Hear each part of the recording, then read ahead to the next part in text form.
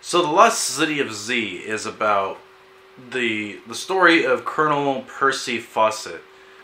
So I didn't really hear about the story before I actually saw this movie, and it kind of intrigued me because I thought in a way it was going to be kind of like Indiana Jones, or at least like the El Dorado movies, like The Search for El Dorado. But it is a lot like that. I didn't know this was based on a real person. I didn't know this was a biofilm when I saw it, so I was a little surprised. Like halfway in the movie, I kind of realized this was a biofilm. Whether it said it at the beginning of the film, I didn't see it. So this movie has Robert Pattinson in it, and I'm surprised because he, I'm not saying he's a bad actor. Like, I do enjoy some of his roles as an actor. In this particular role, I thought he did an interesting job as the character he was portraying. I don't know the main character's name. I've only seen him in the King Arthur movie, I think, which that movie is a disaster on its own. Other than that, the movie as a whole, it's a fun movie to watch, and it's interesting because it gets you set in the idea of what it's like to travel into the unknown, to venture into the wilderness, to be surrounded by a bunch of native Indian tribes in that area. This movie takes place around South America, between Brazil and I think Colombia, somewhere around there. And in a way, I'm disappointed about this movie also, because in the real life scenario, I didn't know Colonel Percy Fawcett. I didn't know he disappeared suddenly with his son.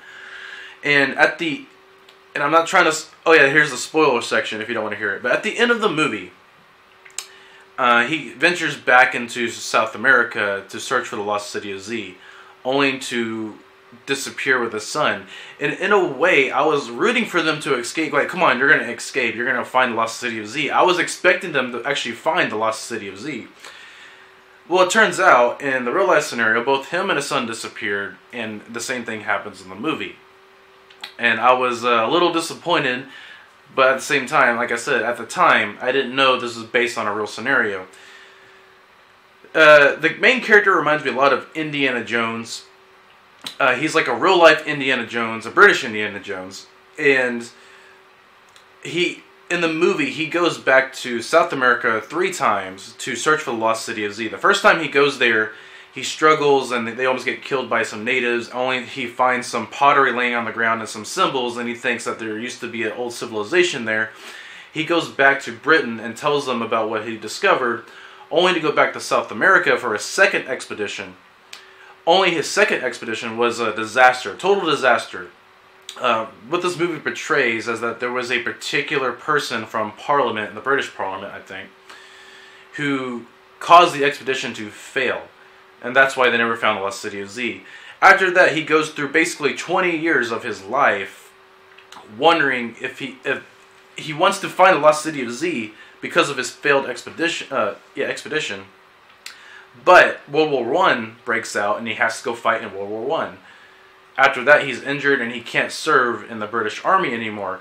And apparently during this time period, the British Army paid for expeditions like this. And I used to be in the U.S. Army, and in a way I kind of wish the U.S. Army actually did these type of things more often, where they would pay you to go on these type of expeditions, because it seems like in that time period it would have been cool to be in the military. Like, oh, you want to go to an unknown place to search for a lost city or search for stuff, like that would be cool.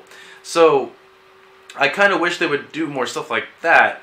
But my time in the military, and based on what other people's time in the military, they really don't do those type of things anymore. I guess they leave it to more private companies now, which is kind of a shame, because this movie kind of gives you the sense of adventure, and I root for the main character of the whole movie. I want him to find the lost city of Z, and in a way I feel his passion throughout the movie, because that's all he thinks about throughout the course of the movie. So if I gave this movie a scale of 1 to 10, I would give it a 7. In a way, it kind of hurts me to give it a 7, because basically this movie is based on a real life situation where the explorer does disappear, And I was greatly disappointed that he never found the lost city of Z. And the movie basically explains it at the end. And of course, that's not the fault of the film's fault or the fault of the real life person's fault.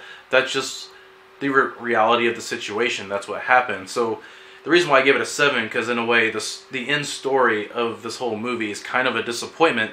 But it's also not a bad movie either, because it gives you that sense of adventure.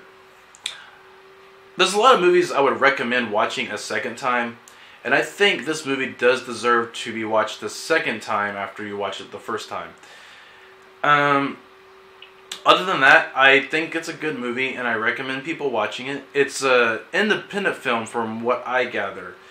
And these days, I'm liking more indie films because what it seems like in the Hollywood era that we live in is that these AAA type movies, kind of movies like Marvel or Transformers, they get so much budget, but they're so repetitive.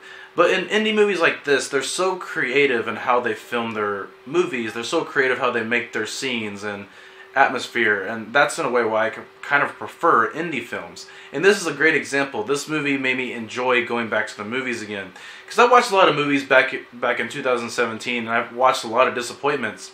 Movies like The Justice League. I like The Justice League, but it's also a disaster of a film.